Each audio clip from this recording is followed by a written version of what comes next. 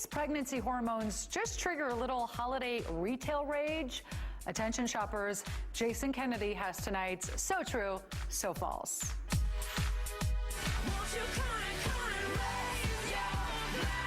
Did a pregnant Pink get into a fight? This is so true. Word is the Raise Your Glass singer nearly threw down in the parking lot of a Bed Bath & Beyond. The expectant mother was loading her things with the help of a bag boy when a man in a car who wanted her parking spot started honking loudly. Pink angrily confronted the honker, but good news, no fists were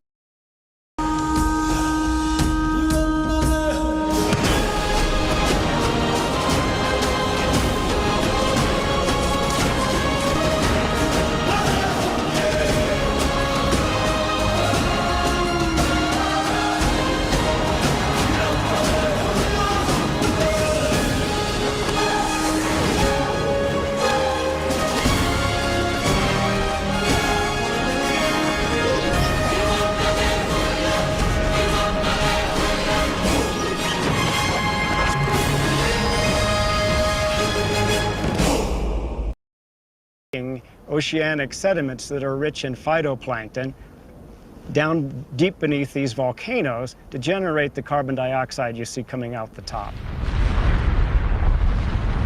That links this carbon dioxide to organic sediments way offshore in the ocean.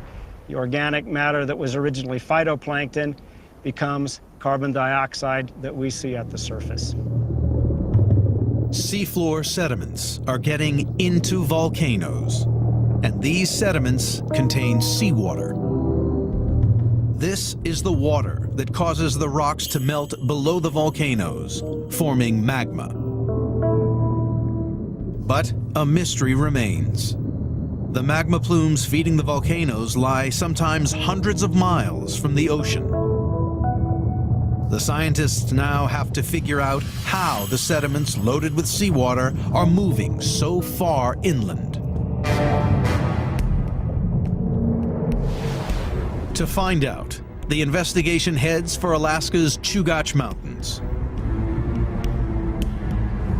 The research here begins with an analysis of the local rock. Whipping up loose particles of sand and dust, and gaining energy from the heat of the sand itself.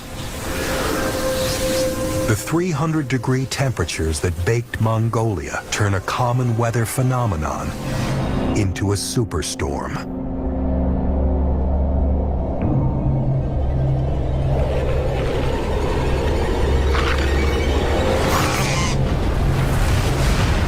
As it hits, the Saurornithoidids are small enough to crouch for cover.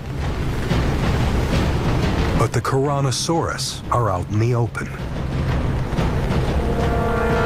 The sand blasts their bodies.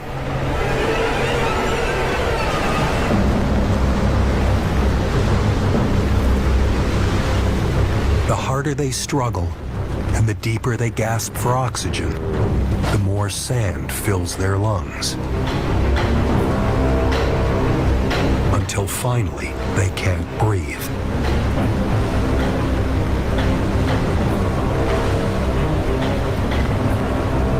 The superstorm engulfs much of the continent. It's hours before the winds die down.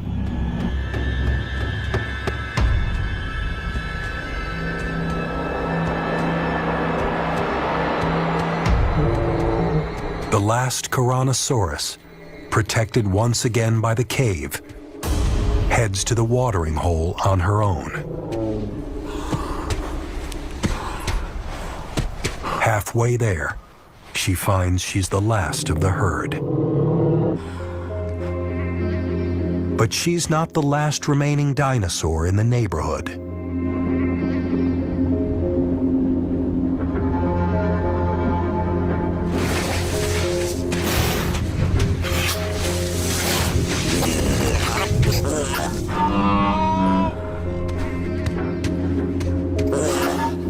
Huddled close to a Tyrannosaurus corpse, the Saurornithoidids were sheltered from the worst of the storm. But the sand has swallowed their meal.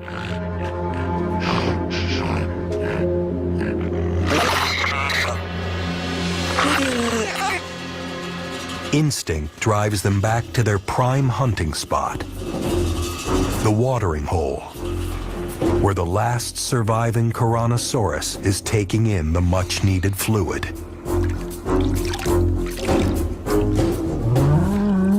She's lucky to be alive, but too exhausted to run from any new sign of danger. And danger has arrived. The Saurornithoidids are desperate for food, but they're weak from hunger and the buffeting of the sandstorm. Only one has the confidence to attack.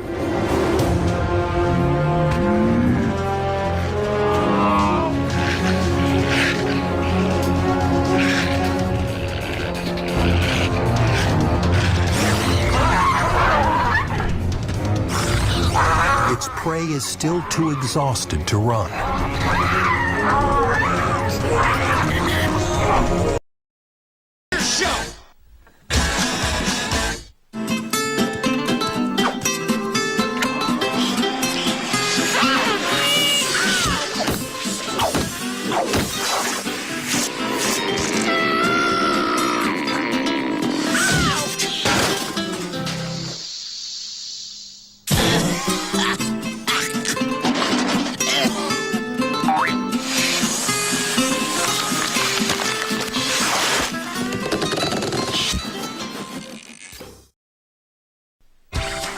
We'll be right back to the Hub. Have you seen the coolest new pet on the PlayStation 3? It's iPet, and he comes to life right in your living room. With the new PlayStation Move, you can play with him and dress him in all sorts of funny outfits, like a ninja. And he can trampoline, play games, draw. He can even fly a plane. That's right, you can have a pet that can fly a plane. Wait till your friends see that. iPet. By 1957, unacknowledged U-2 flights were the source of half of all reported UFO sightings. But they were nothing compared to what would come.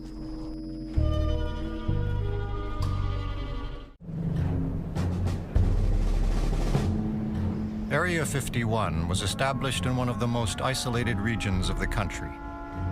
And in the early days, all outside access came through the desk of security agent Richard Minkus.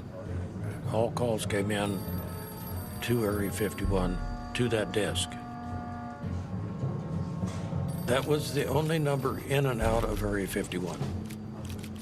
I would answer the phone, and I'm not going to give you the correct number here. It's 656, Inspector Mingus. That's it. If they ask me if Charlie Jones works there, I don't know. It was a really touchy thing, but I would never confirm nor deny a name over that phone. Nor would I give my location or give any idea as to what we're doing out there, referring it to an air base or anything of that nature.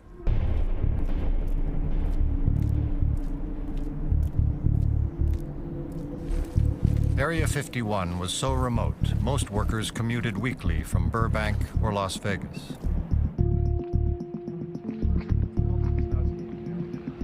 Usually, the family was asleep when I got up. And Monday morning, you'd get up and drive, and you got there early enough to get the airplane, and it usually left about 8 o'clock.